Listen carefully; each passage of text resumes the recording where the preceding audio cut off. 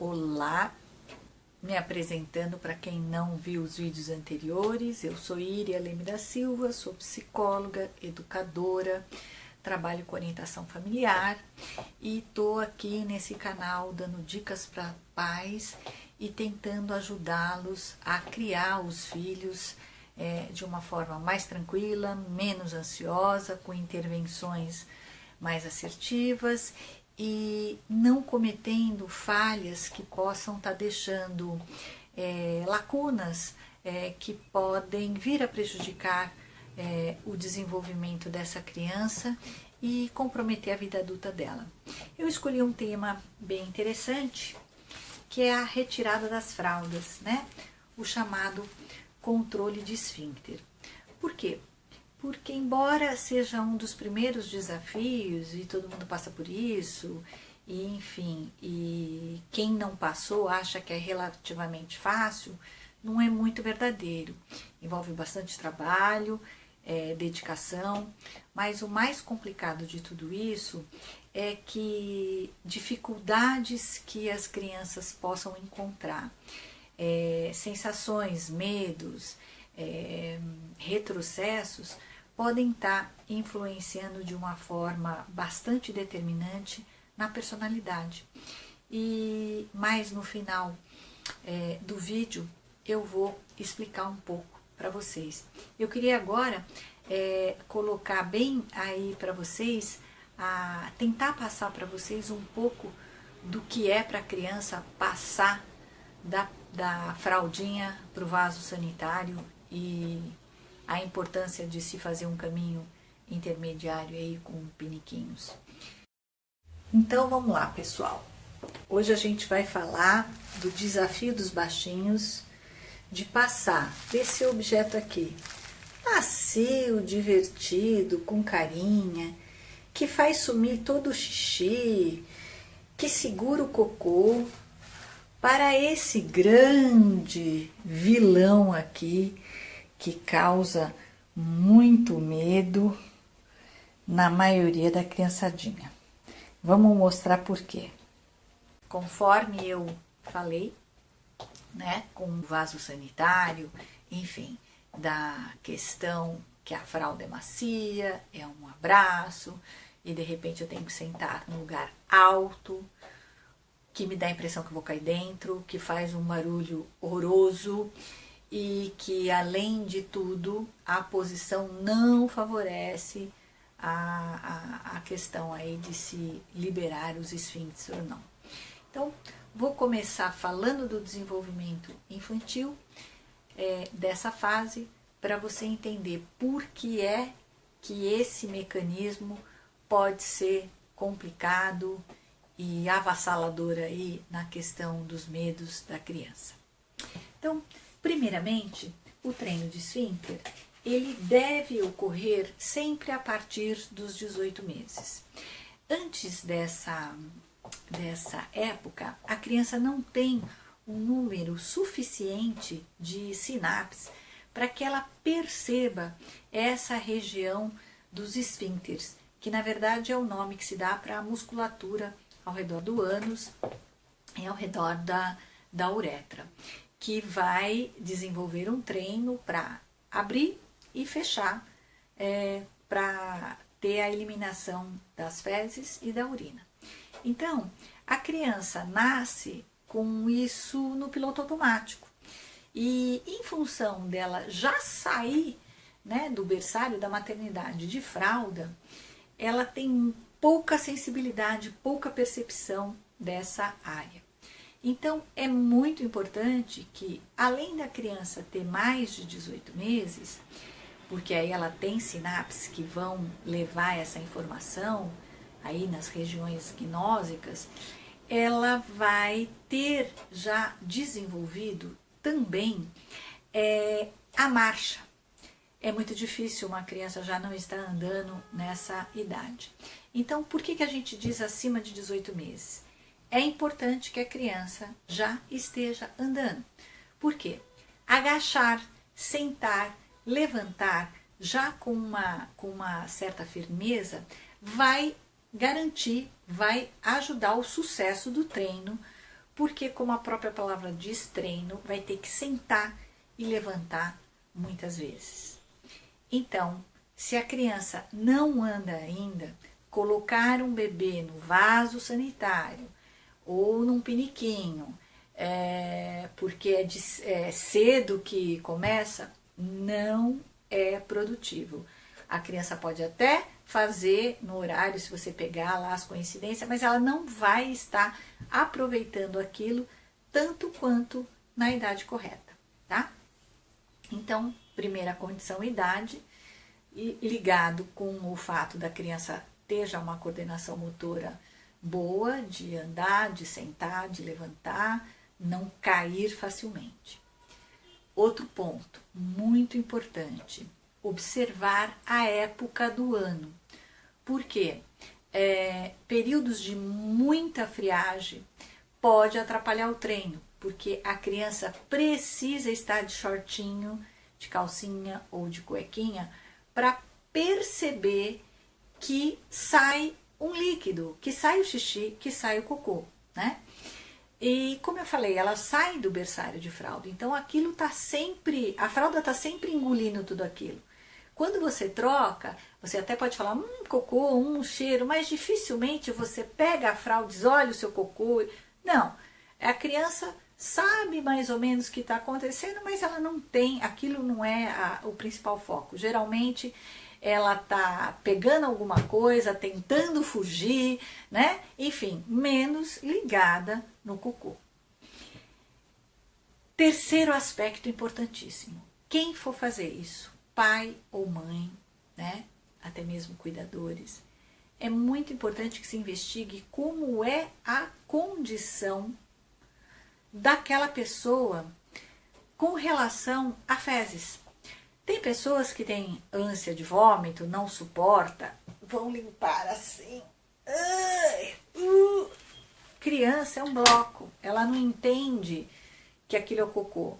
Se o cocô dela é ruim, é fedido, ela é ruim, é fedida. Então é muito importante que a pessoa que lide com isso, lide de uma forma natural, tá? Ai, mas eu não suporto, não dá. Bom, vai ter que arrumar um jeito, porque esse nojo, essa dificuldade vai trazer algumas sensações para a criança que vão ficar registradas lá. Ela não vai ter lembrança disso na vida adulta para levar para terapia, para entender por que ela fica incomodada. Cada vez que ela vai ao banheiro, ela fecha a porta do quarto, a porta da suíte, ela lê um gibi, enfim, fazer cocô é um sofrimento, né? Quantas pessoas tomam remédios e mais remédio, viaja não faz, tem gente em casa não faz, enfim, gente, que nem a questão da comida. A gente nasceu programado para comer, como a gente já nasceu programado para fazer cocô, para fazer xixi. Faz parte, não dá, né? Só que a falta de naturalidade dessa fase do adulto lidar vai comprometer muito. Eu uma vez acompanhei um caso que a criança teve que voltar a usar fralda por quase um ano para dessensibilizar do trauma que ela passou. Ela estava com a mãe na banheira, uma banheira de hidromassagem, estava desligada, tal, e a mãe tomando banho, ela junto, tal, e de repente ela fez um cocôzaço na banheira. E a mãe, desesperada, gritou ao pai, fulano, levantou o bebê, corre aqui! Nossa! E aí ela puxa o tampão da banheira e aquilo começa a fazer aquele barulho, enfim. Essa criança ficou apavorada. Então, não é que ela queria no pinico ou nada. Cada vez que ela sentia que o cocô ia sair, ela se agarrava na mãe, na babá, na tia da escola, porque ela não conseguia segurar mais. Então, ela associava a saída do cocô para aquele pânico todo que a mãe viveu. Então, gente, é complicado. E às vezes você não está em casa, ou foi outra pessoa que acompanhou, você não sabe o que aconteceu, e aí vê que a criança passa a ficar constipada, ou enfim, não quer fazer. tem criança que vai fazer escondida atrás do sofá, enfim, esse é um cuidado que precisa ter. Às vezes mais vale você atrasar um pouquinho a retirada das fraldas do que não estar preparada ou preparado e trazer esse mal-estar para a criança. Então, é importante que você tome alguns cuidados e se organize para poder acompanhar, tá? Então, idade, época do ano que ela possa ficar de shortinho, que ela possa ver que o xixi sai, né? Não ter problemas com xixi, com cocô e ter, gente, disponibilidade para estar oferecendo o piniquinho, né? Que eu sempre aconselho o piniquinho. Tem gente assim, não, eu compro o redutor e ponho no vaso. Gente, a perna da criança nunca vai chegar no chão. Aí, se você põe o redutor, você vai ter que pôr uma cadeirinha, um degrauzinho para ela apoiar a perna. Porque se a perna dela ficar presa e para baixo, vai ser mais difícil relaxar, né? Então, passa pela fase do piniquinho, é mais fácil. Mesmo porque o piniquinho, ele pode ir ao banheiro, ele pode ir até o quarto e não tem o problema de você, toda vez que sair, não pode levar ou viajar, você leva o piniquinho da própria criança e não tem problema de mudar do banheiro, se tem o redutor, se não tem, se é limpo, se é sujo, enfim. É muito mais fácil com o piniquinho porque você pode levar. Então, o que acontece? A criança precisa brincar com aquele pinico. Esse pinico precisa estar num contexto dela para você oferecer para sentar. Nunca sente a criança obrigada. Senta você no piniquinho, senta a boneca no piniquinho. Antes de tirar a fralda, o pinico precisa estar lá, tá? Aí, quando você for começar, o que você vai fazer?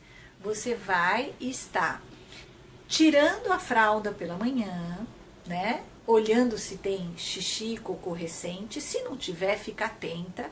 E vai oferecendo de 15 em 15 minutos a criança para sentar no piniquinho.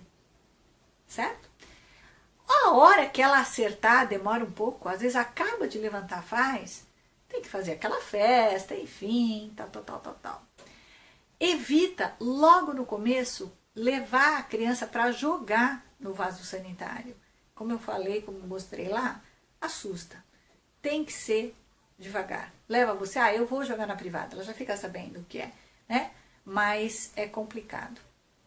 Então, precisa de várias tentativas. Então, gente, não dá para deixar aquele tapete maravilhoso que você ama, que você gosta, na sala, porque vai escapar xixi lá, né?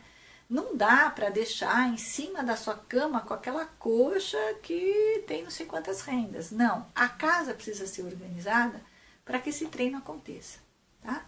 E aconteça de uma forma tranquila, onde a criança vai fazer o xixi no chão e você vai dizer, esse é seu xixi, é esse que a gente está tentando pôr no piniquinho, agora não deu tempo, da próxima vez a gente senta antes. Pode levar brinquedo, enfim, não tem problema. Você só não pode forçar a criança. Então, deixa ela um pouquinho, não fez, não tem problema, quer sair, tira.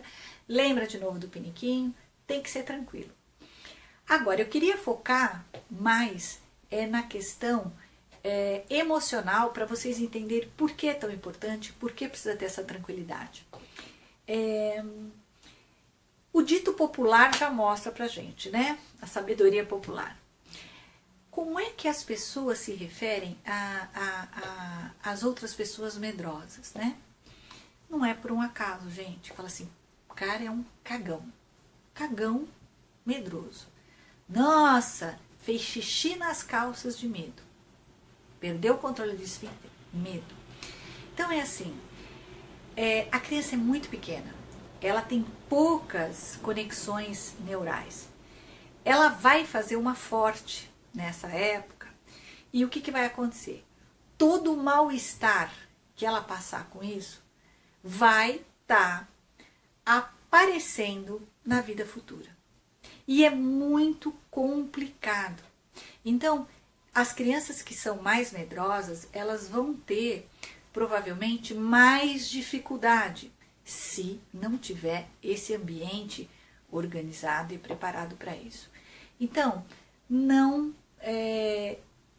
ponha essa fase na mão de quem não tem responsabilidade, na mão de quem não gosta, não curte, de alguém que possa punir o seu filho, né? Que possa dizer que é sujo, que é fedido. É um sentimento de rejeição muito complicado, né? E para a criança, como a gente fala, é a primeira obra, né? Tanto é que falavam obra.